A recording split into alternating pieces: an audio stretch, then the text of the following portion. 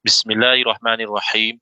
Alhamdulillahi rabbil alamin wa afdhalus salati wa atammu taslimi ala sayyidina Muhammadin wa ala alihi wa sahbihi ajmain. Rabbi shrah li sadri wa yassir li amri wahlul 'uqdatam min lisani yafqahu qawli. Subhanaka la ilma lana illa ma 'allamtana innaka antal alimul hakim.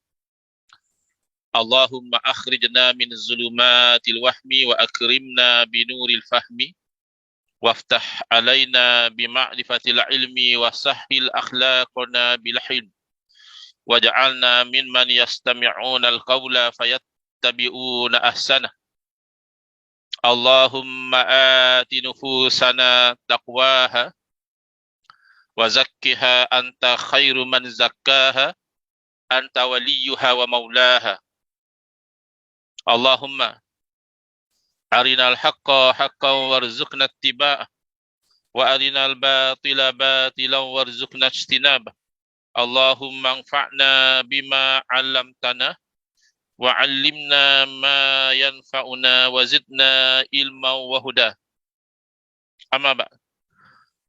Alhamdulillah, syukur kehadirat Allah SWT pada hari ini insya-Allah kita akan menyambung pengajian kuliah mingguan kita menggunakan kitab Penziarah Kubur, bukan penyembah kubur, yang disusun oleh Al-Fadhil Kiai Ma'ruf Khazin hafizahullah ta'ala wa nafa'ana bihi wa bi'ulumihi fi daraini amin. Kita sampai ke muka surat 61, melihat bagaimana Syekh Ibn Utsaimin pula juga terlibat di dalam perbuatan melabelkan umat Islam yang menziarah kubur, yang tabarruk, mengambil berkat, yang mengamalkan tawassul ataupun istighosah sebagai kuburiyun ataupun ubadul kubur, sebagai penyembah kubur.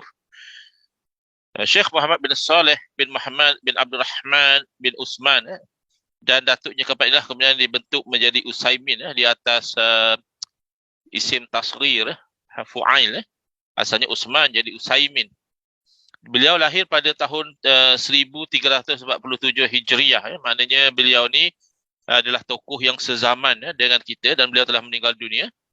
Dan beliau sering dijadikan sumber kajian oleh golongan Wahabi di Nusantara, di Malaysia dan Indonesia, kerap merujuk kepada pandangan-pandangan, fatwa-fatwa Syekh Ibn Utsaimin.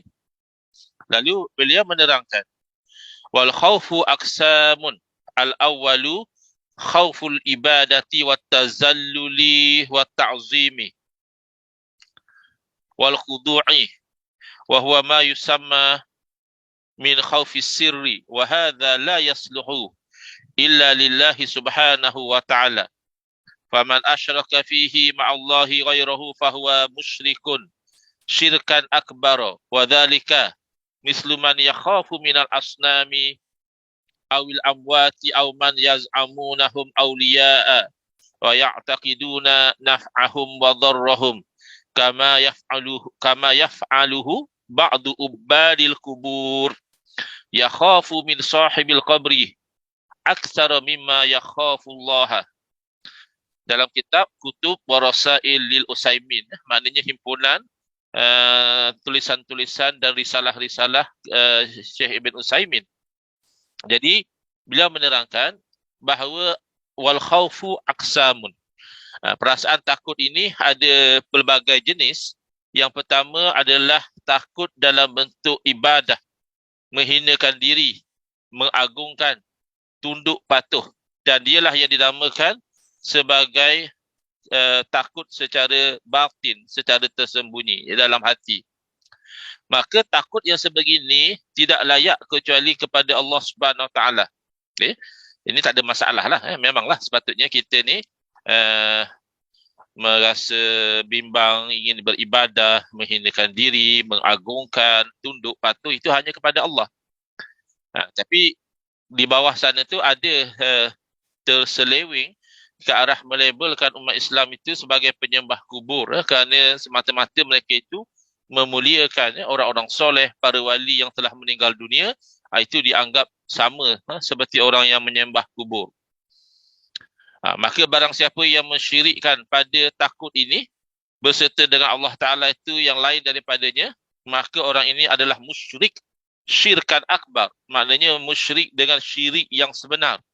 Bukan macam kita kata riya adalah syirik. Itu syirik yang khafi. Ya. Orang itu masih orang Islam, tapi dia berdosa secara batin kerana dia tidak ikhlas melakukan ibadah kepada Allah. Tetapi kalau sampai takut kepada selain daripada Allah dengan takut dalam bentuk ini, takut dalam bentuk ibadah, menghinakan diri, mengagungkan dan juga tunduk patuh.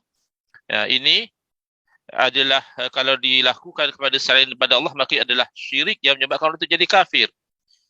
Jadi contoh yang pertama ni benar, misluman yakhafu minal asnami, iaitu sama seperti orang yang takut kepada berhala. Kan orang yang sembah berhala tu dia takut nanti dia takut berhala marah, dia takut berhala datangkan satu bala kepada dia, dia takut nanti berhala tak bagi dia rezeki. Memang jelas itu syirik. Jadi setakat itu kalam Syekh Ibn Utsaimin, la iskala fihi, tidak ada apa-apa masalah di situ. Tetapi yang jadi masalah adalah yang selepas itu, ayat-ayat yang selepas itu. Awil amwati, ataupun dia takut kepada orang-orang mati. Di sini dah mula tak tepat kerana basically manusia ni tidak takut kepada orang mati sebagaimana mereka takut kepada Allah, tidak. Bahkan secara umumnya orang tidak takut kepada orang mati, orang lebih takut kepada orang yang hidup. Kerana orang hidup dia boleh buat macam-macam, dia boleh aniaya kita, dia boleh zalim kita, dia boleh bunuh kita, dia boleh tikam kita, dia boleh tembak kita, dia boleh rompak kita, macam-macam.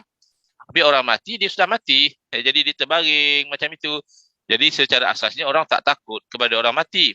Tetapi adalah mungkin terpengaruh dengan cita-cita tahyul, cita-cita khurafat, cita-cita hantu. Jadi kalau dengan orang mati tu ada rasa takut nanti apakah jadi hantu atau apa, itu memang tak betul lah. Tetapi tidaklah sampai dia tu menyembah kepada orang mati itu sehingga dia menjadi musyrik akbar ataupun kita katakan dia menganggap orang mati itu sebagai Tuhan. Ia sama seperti orang yang takut kepada harimau, takut kepada ular kerana boleh mendatangkan mudarat. Harimau mungkin boleh cederakan dia, ular mungkin boleh patuk dia, atau takut kepada racun. Nanti kalau masuk dalam makanan, racun boleh menyebabkan penyakit atau mati. Jadi ini takut yang tidak membawa kepada syirik. Memanglah orang yang kalau mahkam tinggi, mahkam para wali misalnya, hatta kepada harimau, kepada ular, kepada racun pun mereka tidak takut kerana mereka sudah sebati dalam hati mereka, la dharra wa la nafi'a illallah, tidak ada yang boleh memberi mudarat ataupun manfaat kecuali Allah. Jadi mereka mempunyai level tawakal yang tinggi, sudah tidak ada rasa takut walaupun mereka masih lagi menjauhikan diri mereka daripada perkara-perkara tersebut atas jalan asbab. Bukanlah berarti mentang-mentang dia wali Allah, dia pergi masuk dalam kandang harimau misalnya, atau mentang-mentang dia wali Allah misalnya, dia biarkan ular mematuk dia, atau mentang-mentang dia wali Allah, dia misalnya meminum racun. Tidak. Dari segi asbab mereka masih meraihkan konun asbab, peraturan cause and effect. Tetapi dari segi hati mereka tidak macam kita. Kita kalau tengok harimau tu memang takut betul-betul, mungkin sampai terkencing, sampai apa. Ataupun tengok kalau ular itu memang kita rasa ngeri, takut, racun kita sangat bimbang.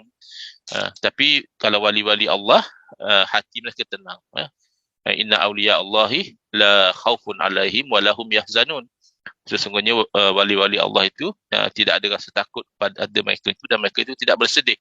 Ini ayat Al-Quran. Tapi dari segi zahir mereka tetap meraihkan konun asbab. Mereka tidaklah pergi masuk dalam kandang harimau.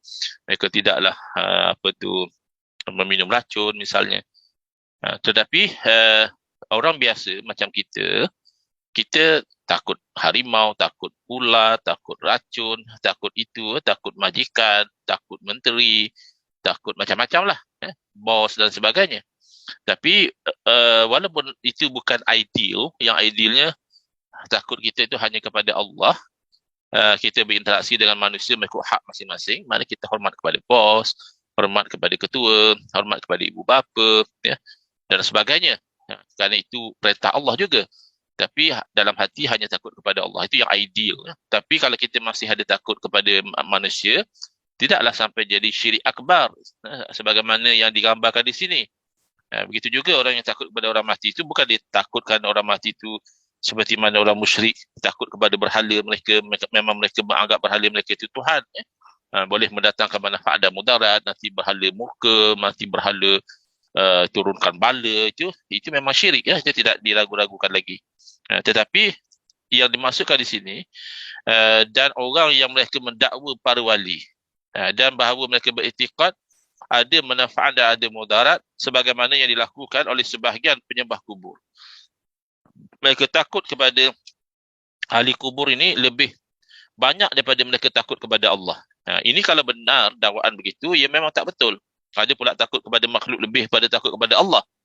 Tetapi yang dimaksudkan oleh mereka bila mereka menyebut ayat-ayat ini ubadul kubur, ataupun man yaz'umunahum auliya, orang yang mereka dakwa sebagai wali, ini sebenarnya merujuk kepada orang-orang Islam yang menghormati kepada para wali sama ada yang masih hidup ataupun yang telah meninggal dunia.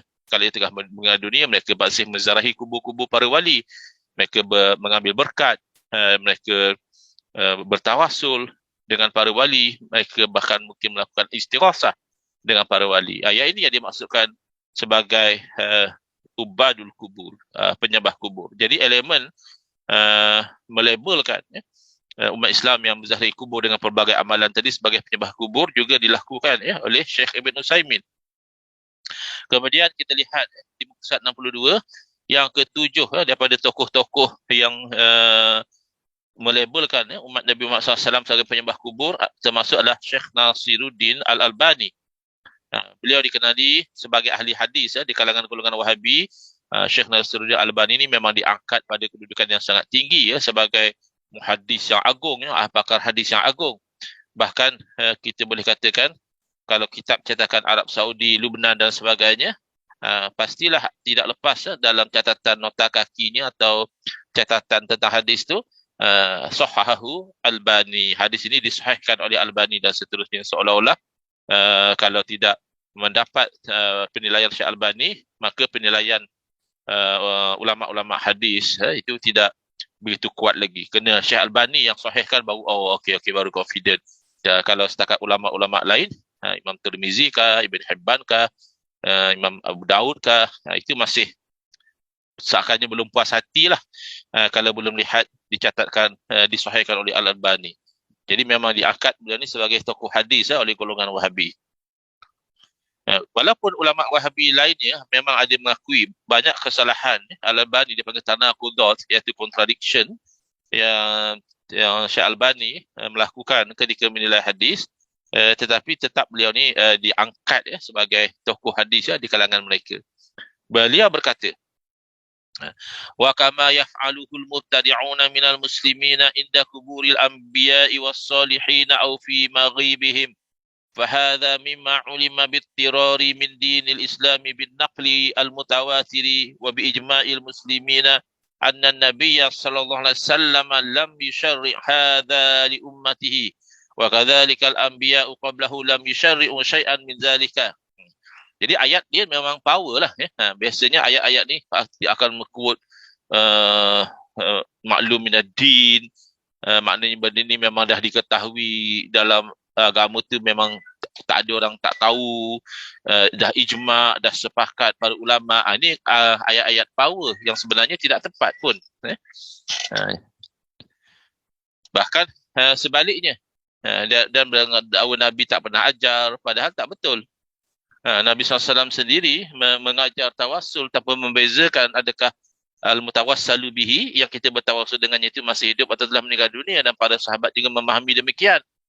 Bahkan Nabi SAW juga diriwayatkan baginda juga berdoa tawassul dengan orang yang telah meninggal dunia, iaitu dengan para Nabi sebelum daripada baginda.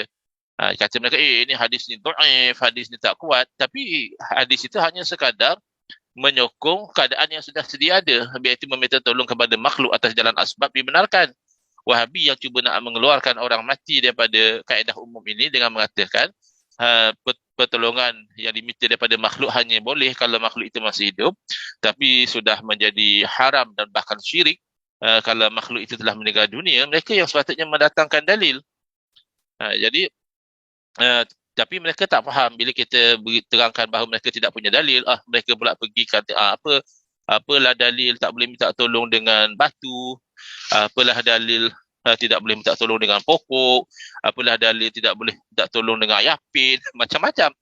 Jadi dia bukan masalah ayapin atau apa. Minta tolong ini adalah ada dua jalan. Jalan hakikat, maknanya dengan meyakini bahawa memang yang memberi pertolongan itu adalah yang kita minta tolong kepadanya, itu hanya boleh kepada Allah saja. Tidak ada yang memberi pertolongan sebenar melainkan Allah. Yang lain daripada Allah itu baik malaikat kah, baik nabi kah, baik orang soleh kah, baik jiran tetangga kita kah, baik polis atau askar dan sebagainya, itu hanya pertolongan daripada sudut asbab, bukan daripada sudut hakikat. Jadi kita boleh saja meminta tolong kepada mereka dan tidak semestinya mereka mampu menolong. Kadang-kadang mereka kata tak boleh minta tolong kalau dia tak mampu tolong. Bukan masalah mampu tak mampu. Biar orang hidup juga, tidak semua benda yang kita minta tolong kepada dia, dia mampu nak tolong. Tapi tidak menjadikan permintaan tolong kita kepada dia itu syirik. Permintaan tolong kepada dia itu syirik hanya kalau kita beriktikad dia yang memberi secara hakikat. Yang mereka lawan, mereka tak setuju. Mereka kata kalau macam tu, nanti kalau kita iktikad bukan batu yang beri, bolehlah kita tak tolong dengan batu. Kalau kita iktikad bukan pokok yang beri, bolehlah kita tak tolong dengan pokok. Kalau kita iktikad bukan berhala yang beri, bolehlah kita tak tolong dengan berhala. Jadi ini memang dia gagal faham. Dan mereka memang hangat hatilah kalau dikatakan gagal faham. Tapi nak kata macam mana? Memang mereka gagal faham. Kan minta tolong hanya secara hakikat kepada Allah atau secara asbab kepada makhluk. Tapi kalau secara asbab, tentulah yang dijadikan sebab oleh Allah Ta'ala. Bila Allah Ta'ala yang menjadikan dia sebagai sebab, maka kita berinteraksi dengan sebab. Tapi seumpama batu, pokok, berhala apatah lagi, itu Allah tidak jadikan sebab untuk kita meminta tolong kepada mereka. Saya pernah terangkan kalau dikatakan isti'anah. Dia kata, tak betul isti'anah. Sepatutnya intifa', ambil manfaat. Sebenarnya dalam bahasa Arab, intifa' pun ya, isti'anah pun boleh. Isti'anah bukan mesti bererti pergi dan bercakap, wahai pokok tolong saya, wahai batu tolong saya. Bukan. Isti'anah boleh dalam bentuk demikian, maknanya kita bercakap meminta pertolongan, ataupun boleh dalam bentuk perbuatan. Maknanya kita gunakan benda-benda tersebut supaya mendatangkan manfaat kepada kita. Wasta'inu bis sabri was salah. Bukan kita pergi kepada sabar dan bercakap wahai sabar tolonglah saya, ataupun solat doa tolonglah saya, tidak. Tapi kita menggunakan kesabaran dan juga solat dan juga doa untuk mendapatkan pertolongan. Bukannya pergi minta tolong mesti kita bercakap wahai sabar tolonglah saya, wahai solat tolonglah saya, tidak. Jadi tak ada masalah lah ya. Itu hanya istilah.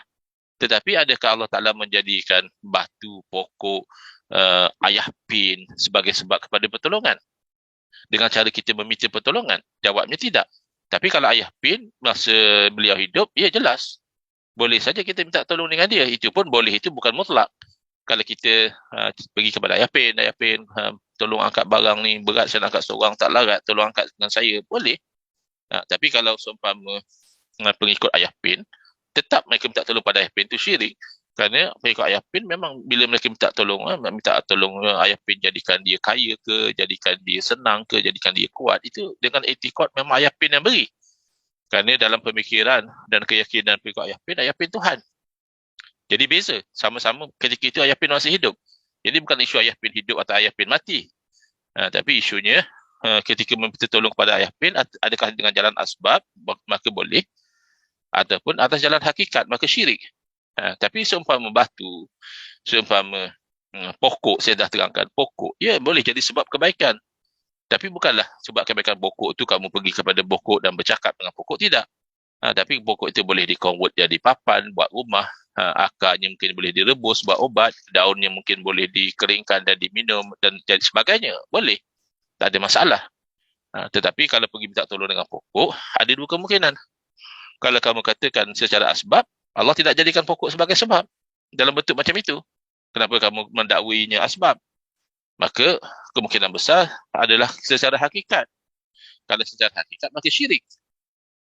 Jadi golongan ini dia sudah ada satu mental block. Dia tak boleh faham. Bahawa ini konsep ahli sunnah wal jamaah. Minta tolong dengan makhluk, ada yang haram dan syirik, ada yang tidak haram dan tidak syirik. Oh, yang mana haram dan syirik? Oh, kalau minta tolong orang mati. Tidak.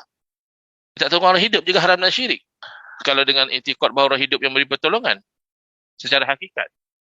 Tapi kalau secara asbab, orang mati juga menjadi sebab kebaikan. Tidak sama kamu nak kata, oh, Ayah Pin kalau macam itulah minta tolong. Ya, Ayah Pin kan bukan orang soleh. Jadi, kalau ketika dia hidup, boleh saja kita minta tolong dengan dia angkat barang, sapu sampah, ya. Uh, apa tu, cuci longkang, minta tolong Ayah Pin buat benda-benda macam tu, tidak syirik. Boleh. Kalau kita mahu, boleh. Soal dia nak tolong, tak nak tolong, tu soal dia. Mungkin dia marah, mungkin dia tak suka, tu pulang. Yang penting tidak syirik. Tapi kalau pengikut dia tak tolong, dia memang syirik. Tapi kalau Ayah Pin dah mati, atas jalan apa? Atas jalan hakikat, masih hidup pun bukan. Atas jalan asbab, adakah Allah jadikan dia sebab pertolongan? Kerana kita mengharapkan orang mati ini mendoakan. Jadi Ayah Pin, adakah kita mengharapkan dia mendoakan? Adakah dia yang sudah mengaku Tuhan itu kita harapkan istijabah doa sehingga kita minta tolong kepada dia selepas dia mati? Dia kan bodoh. Jadi susahlah orang yang dah ada kefahaman macam ini dalam otak dia. Dia tak akan faham macam mana kita terang. Dia masih nak kalau macam ni, kalau dia ada seni berkalau yang tak apa-apa ni. Memang tak ada masalah kita berhujah kalau begini maka begini, tapi biarlah benda tu the logical flow. Kalau boleh minta tolong dengan wali telah meninggal dunia, kenapa tak boleh minta tolong dengan pokok? Kamu ingat wali dengan pokok sama, tapi pokok pun tak ada dosa. Bukan masalah tak ada dosa, bukan masalah dia bertasbih. Masalahnya even kita kata orang tu pernah buat dosa sekalipun, orang soleh, tapi orang soleh tidak maksud, ya, tapi dia ada dosa pun, kita masih boleh minta tolong doa daripada dia. Bukan disyaratkan kita mengharapkan doa daripada orang soleh tu dia maksum. Jadi pelik mereka ni. Benda yang bukan asbab, mereka nak paksa-paksakan seolah-olah dia asbab. Seolah-olah ada talazum. Ini qiyas ma'al farik. Oh, kalau boleh minta tolong dengan wali yang telah meninggal dunia, maka boleh minta tolong dengan pokok. Apa dia punya illah mustarakah? Apa asas hukum yang sama sehingga kan kalau boleh di sini maka boleh di sana? Bukannya sama-sama tak ada dosa. Bukan masalah itu. Kan minta tolong sama ada hakikat atau asbab. Dalam hakikat memang tak ada yang lain selain daripada Allah saja. Tidak wali, tidak nabi, ketika masih hidup pun tidak. Mereka tidak boleh secara hakikat. Ketika Nabi SAW masih hidup pun minta tolong dengan Nabi masih jalan atas jalan asbab. Bukan atas jalan hakikat. Maka tak ada isu di situ. Jadi kalau mereka nak katakan kalau tak boleh minta tolong dengan pokok, maka tak boleh minta tolong dengan wali. Sebab mana dia punya illah dia? Kerana qiyas ni dia terbina atas illah mustarakah, asas hukum yang sama. Asas membolehkan minta tolong kepada wali kerana secara asasnya minta tolong dengan makhluk atas jalan asbab boleh. Sedangkan pokok Allah tidak jadikan asbab kepada pertolongan dalam bentuk kita pergi minta, tapi dalam bentuk kita jadikan titi untuk kita melintas, dalam bentuk itu kita jadikan perahu, dalam bentuk itu kita jadikan rumah, itu kita jadikan ubat, itu boleh. Tapi siapa yang tak faham, ya dia tetap tak faham kerana dia memilih untuk tidak faham. Jadi kata Syekh Al-Albani pusat 63, sebagaimana dilakukan perbuatan ini oleh ahli bid'ah di kalangan orang Islam di kubur para nabi dan kubur orang soleh, ataupun ketika mana mereka tidak berada di depan. Jadi dia terikat dengan asbab. Ya. Kalau nak minta tolong, mesti orang tu ada di depan kita. Kalau dia berada jauh daripada kita, kita tak boleh minta tolong. Padahal teknologi manusia pun sudah menunjukkan bahawa perkara itu possible. Kita boleh minta tolong daripada orang yang duduk ratusan kilometer atau ribuan kilometer jauh daripada kita dengan perantaraan telefon, WhatsApp, email dan sebagainya. Oh, itu bolehlah sebab yalah kan kalau teknologi manusia pun boleh menjadikan benda itu yang asalnya dari segi adatnya itu tak biasa, tak tolong orang yang jauh daripada kita tu dari segi adat tak biasa, sekarang sudah jadi biasa dengan sebab teknologi.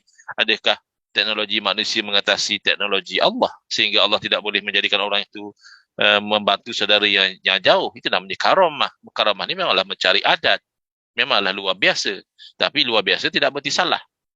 Jadi mereka ada gambaran, kalau pelik je, ini khurafat. Kalau pelik je, ini tipu. Ini tahyul. Tidak semestinya macam itu. Jangan terlampau materialistik sampai menghampiri pemikiran orang kafir.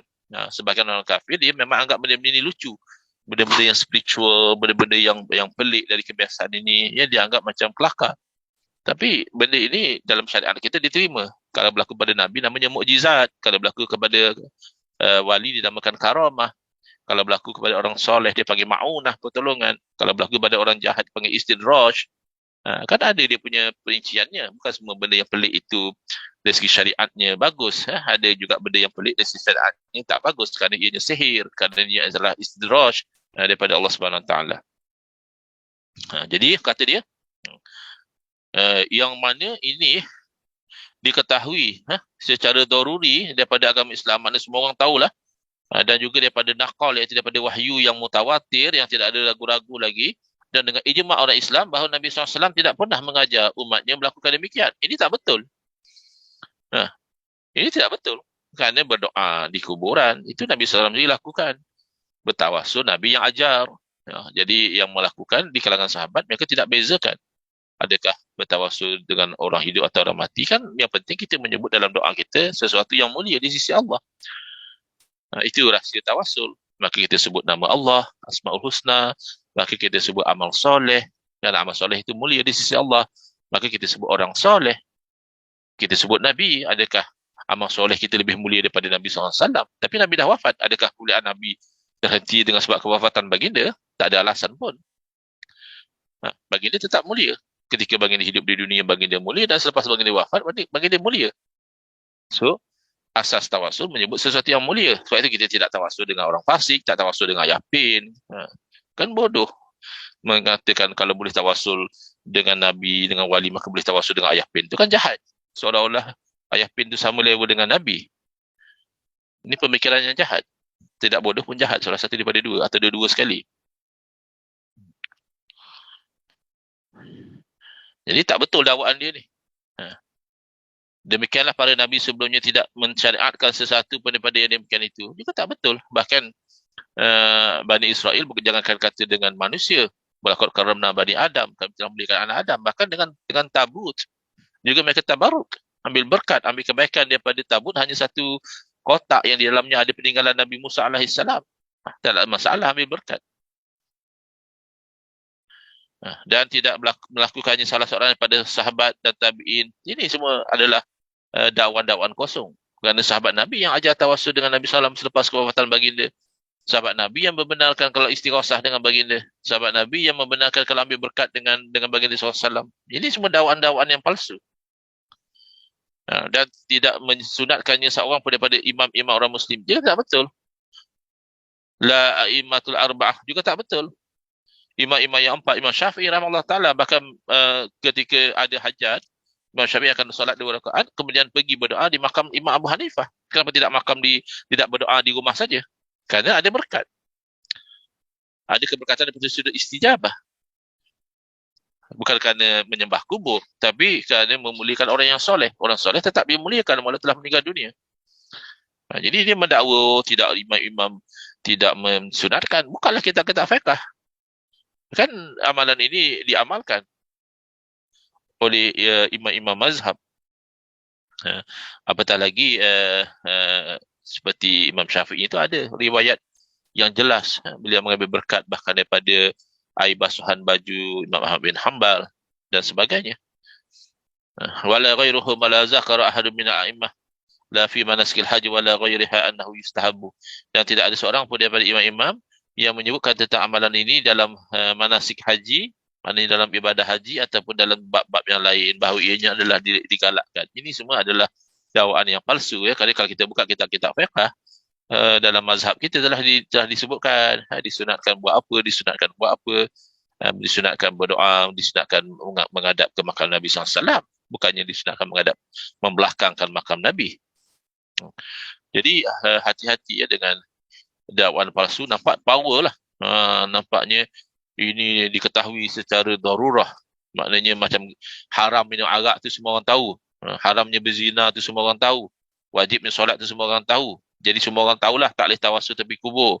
Tak boleh tabaruk dengan orang yang telah meninggal dunia. Tak boleh istighosah. Ini dakwaan dia. Mana dia nampak? Saya dah tanya. kepada orang-orang yang level-level PhD. Mana saya kata, mana dalil yang mengatakan haram istighosah dengan orang yang telah mati? Dia tak boleh bawa pun.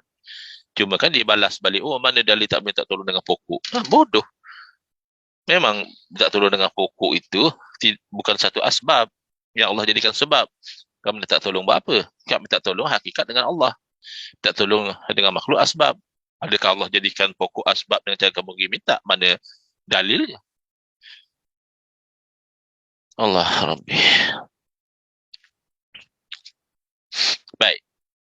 Seterusnya, Syekh Saleh bin Fauzan. Ini semua tokoh-tokoh ulama Wahabi ya. Jadi semua pun juga terlibat di dalam melabelkan umat Nabi Muhammad SAW ini sebagai penyembah kubur.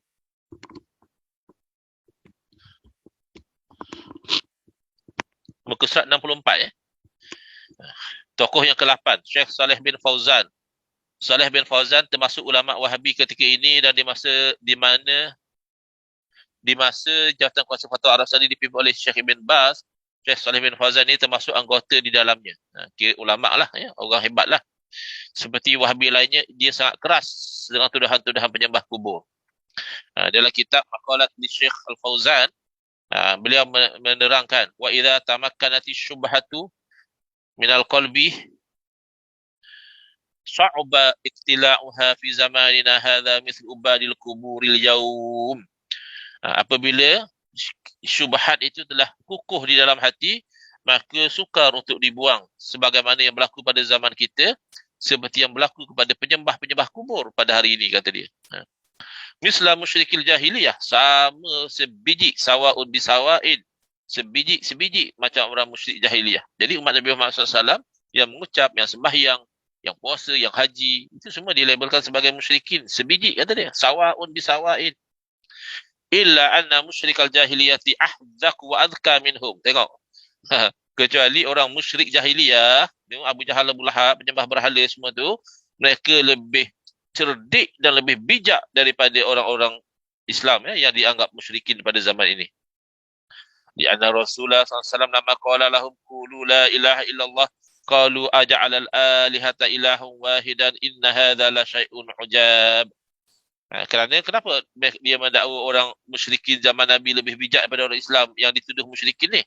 Kerana kata dia, kerana apabila Nabi SAW bersabda kepada mereka, katalah la ilaha illallah, lalu mereka menjawab, adakah beliau ni menjadikan Tuhan yang banyak tu tiba-tiba digabungkan jadi satu Tuhan? Ini satu perkara yang pelik, kata orang musyrikin. Fa'abau wa talaqal mala'u minhum animshu wasbiru ala alihatikum in hadha la syai'un yuradu fahmu in hadha la syai'un yuradu fahum alimu makna la ilaha illallah anna maknahu an tatruka ibadata ghairillah. Jadi dia kata, kenapa orang mesti lebih bijak? Sebab bila mereka disuruh kata la ilaha illallah, mereka kata, kamu nak jadikan Tuhan yang banyak ni satu Tuhan. Ini pelik. Lalu mereka tolak. Dan pemimpin-pemimpin mereka berkata, teruskan, bersabar. Teruskan sembah Tuhan yang banyak itu. Kenapa? Kerana mereka tahu bahawa makna la ilaha illallah itu adalah meninggalkan ibadah menyembah pada selain daripada Allah. Wa yufarridallaha lil ibadati. Dan bahawa hanya Allah sahaja yang kita lakukan ibadah. Wa hum la yuriduna dzalika. Jadi mereka tak nak sembah Allah saja. La yuriduna ayyufarridullaha bil ibadati. Mereka tak nak beribadah kepada Allah semata-mata. Bal yuriduna ayya'budu ma'hu ghairahu. Tapi mereka ni nak menyembah selain daripada Allah tu ya Tuhan lain. Mimman yaz'umuna annahum syufa'a'u wa annahum yuqarribunahum ila Allahi zulfa. Mereka nak menyembah kepada orang yang dikatakan boleh memberi syafaat dan menghampirkan mereka kepada Allah. Amma ubadul kuburil yaum. Jadi dia kata kurang-kurang orang-orang musyrikin dulu tu cerdik lah juga dia ada. Mereka faham. Bila Nabi kata la ilaha illallah tu, tak bolehlah sembah lain pada Allah. Mereka tak mau. Sebab mereka nak sembah juga lain pada Allah. Tapi orang yang penyembah kubur sekarang ni, bukan pergi sembah kubur, tapi itulah labelnya. Fafihim abawatun. Mereka ni bodoh. Yaquluna la ilaha illallah. Al-musyrikuna abau ayaqulunaha lianna la yatanaqadu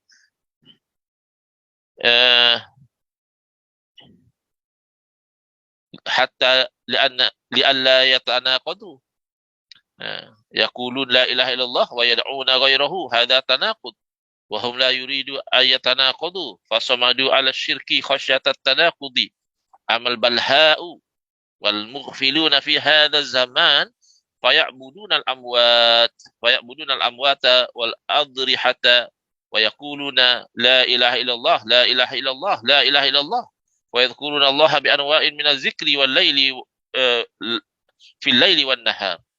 Banyak apa tu? Silap cetak. Bagi-bagi ada silap cetak. Baik, jadi kata dia, orang-orang penyembah kubur zaman kita ni, dia katalah penyembah kubur ya, padahal hamba Allah tu tak sembah pun kubur. Tapi bagi dia, pergi doa tepi kubur, ambil berkat apa semua tu, sembah kubur lah tu. Dia kata dia ada kebodohan. Kenapa mereka ni bodoh? Kerana mereka sebut la ilaha illallah. Orang musyrik dulu, mereka tak nak sebut la ilaha illallah tu. Supaya mereka tidak kontradik. Mereka nanti sebut la ilaha illallah, tapi mereka masih lagi menyeru selain daripada Allah. Ini contradiction. Jadi mereka tak naklah ada contradiction. Jadi mereka itu kekal lah dalam syirik tu. Kerana takut nanti kontradik. Kata la ilaha illallah tapi nak sembah lain pada Allah. Tapi golongan-golongan yang bodoh daripada kalangan orang yang jahil di zaman kita ni, kata dia, mereka ni menyembah orang mati, menyembah kubur. Padahal mereka mengatakan la ilaha illallah, la ilaha illallah, la ilaha illallah. Dan mereka berzikir kepada Allah dengan pelbagai jenis zikir malam dan siang. Tapi mereka itu menyembah orang mati. Ala za'mihi lah, atas dakwaan dia. Dia menganggap orang-orang yang ziarah kubur, tawassul, tabaruk itu sebagai penyembah kepada orang mati. Okey, kita berhenti setakat itu. InsyaAllah next, kita akan sambung ni muka surat 66. Bermula dengan tokoh yang seterusnya, iaitu Syekh Ibn Jabrin. Mereka bukan sahaja merendah-rendahkan orang Islam, bahkan mereka mengangkat orang-orang kafir, Abu Jahal, Abu Lahab itu tadi dah dipuji ya, orang musyrik lebih bijak daripada orang Islam zaman sekarang. Na'udzubillah min zalik. Ini bercanggah sangat dengan sunnah Nabi SAW. Baik, saya semak sekejap kalau ada soalan. Tidak ada, hanya ada yang memberi salam sahaja. Bismillahirrahmanirrahim. Alhamdulillah bil alamin. Wassalatu wassalamu ala asyrafil anbiya'i wal mursalin wa ala alihi wa sahbihi ajma'in. Allahumma syrah sudurana wa ahsin akhlaqana wa azim ujurana wa nawwir qulubana bi nuri hidayatika kama natarada bi nuri syamsika abadan abada bi rahmatika ya arhamar rahimin. Walhamdulillah rabbil alamin. Amin ya rabbal alamin.